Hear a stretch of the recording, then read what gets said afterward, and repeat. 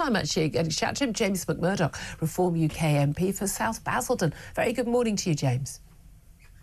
Hi, Julia. Thank you very much for having me. Well, thanks so much for joining us. Lots to talk to you about. First of all, we've just been talking about the migration numbers and Yvette Cooper, the Home Secretary, refusing to set a timetable for cutting those small boat crossings. And I've been saying for a long time, you know, if the Tories won't do it, Labour won't do it, people will turn to a party that will do it. Is that the key issue that you think Reform can benefit from voters on? It's certainly one of the biggest issues, undoubtedly, and I think Reform are sort of head and shoulders ahead of the rest when it comes to sort of trust on the issue.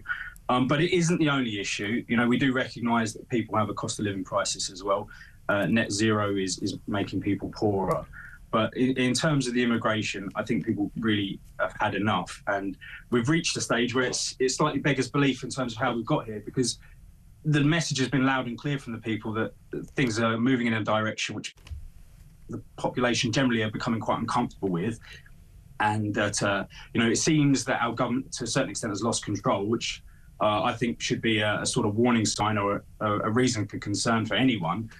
So yeah, Reform absolutely need to sort of step in and make sure people know that their voice is being listened to in Parliament. And how crucial will be big donors like the billionaire property developer Nick Candy, the richest man in the world, Elon Musk? Nick Candy has already said he wants to give at least £1 million to you as a party. Elon Musk has talked about $100 million, asking, you know, when's the next big electoral battle? Of course, the local elections next May.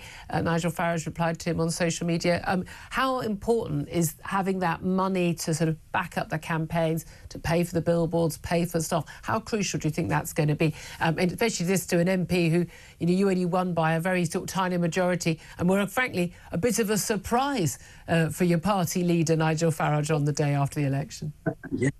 That certainly was. I mean, that's the thing. These mega donors do play an important role, and they certainly help level the playing field for a new sort of start-up party like ours that's looking to really step in and help the British electorate. But they're only a small part of the picture. It has to be a grassroots movement as well, which it is, which is exactly what we saw in the last election, with virtually no budget, no funding, no time to organise, no ground game. We still got the 4.1 million votes, you know, and I'm living proof of that. My largest donor was a lady called Barbara, who I'll forever be indebted to, who gave me £50, and she's still my largest donor. So Nick Candy and Elon Musk, I'm sure, could change that quite easily if they so wanted to. But that's not the point. They are just helping us to level the playing field so we can professionalise and help get our country right back on track, because that's what we need, that's what we want. Let me ask you about two of the big stories in the news today. One is this, I'd say it keeps being referred to as a model. She's just a woman who sells her body on the internet, on OnlyFans. This is Victoria Thomas-Bowen. She's the one who threw the banana milkshake at Nigel Farage in Clacton-on-Sea while he was campaigning the general election. Extraordinarily, she has avoided jail. She's refused to apologise. In her police interview, said she didn't regret doing it.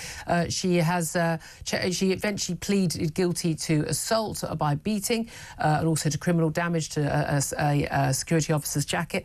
She's been given a 3-month sentence, suspended for a year in order to carry out 120 hours of unpaid work.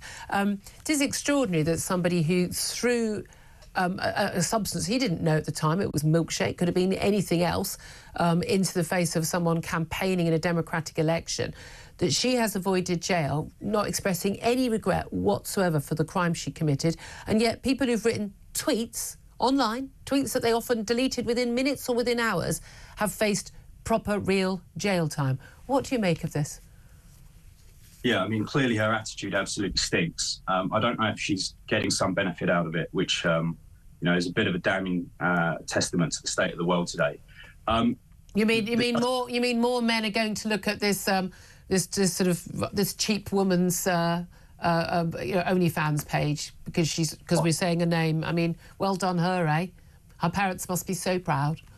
Well, exactly, and I'm glad you said that. Yeah, it's infamy at a cheap price. It's not something that I would want for my daughters, but who knows what's going through her head? It's clearly not the way I would like her to be thinking. Should she have gone to jail?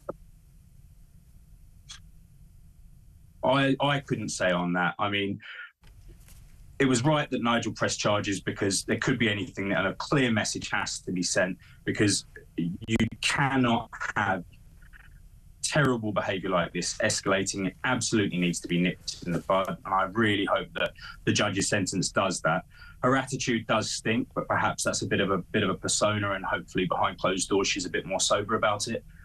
But yeah, there's, in fact, I won't talk about it now because I haven't made it public, but there's another piece of work I'm working on that I hope will reflect British public's view on sentencing compared to how horrific the crime might be felt by the general public versus the punishment.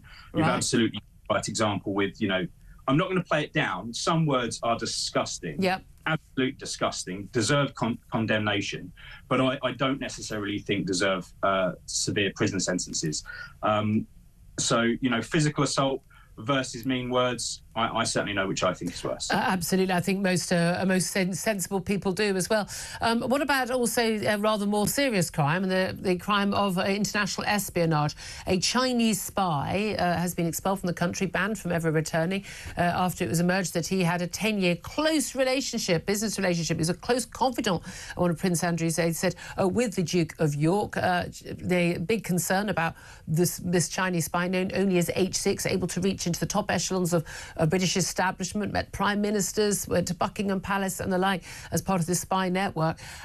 He is not allowed to be named in this country, even though his name's all over the internet, all over American media, and extraordinarily Chinese media. He's only known as H6 here. We understand that your party members, your colleagues, are planning to name this alleged Chinese spy in the House of Commons today using parliamentary privilege. Do you know if that's going to happen, and who's going to do it? I believe both Richard and Nigel have confirmed that they would do it, but let me please be very clear. I haven't had a direct conversation with them about this about this topic, so if I'm mistaken there, let me just be open about it. Yeah, I believe they are. We have to be very, very careful with our relationships with the world. We want to be in friendly competition with these huge players, but we also want a level playing field wherever we can, which means underhanded tactics like that need to be put to bed very quickly. And I suspect if the rationale behind naming this person is so we can kind of blow the doors off the topic and prevent any further damage. Yeah, that would certainly be the case. Extraordinary, especially if the rest of the world's allowed to know who he is. James McMurdock, Reform UK MP for South Basildon, thank you very much indeed for that. Just briefly from you, Sam Armstrong, I mean, this is a freedom of speech issue, isn't it?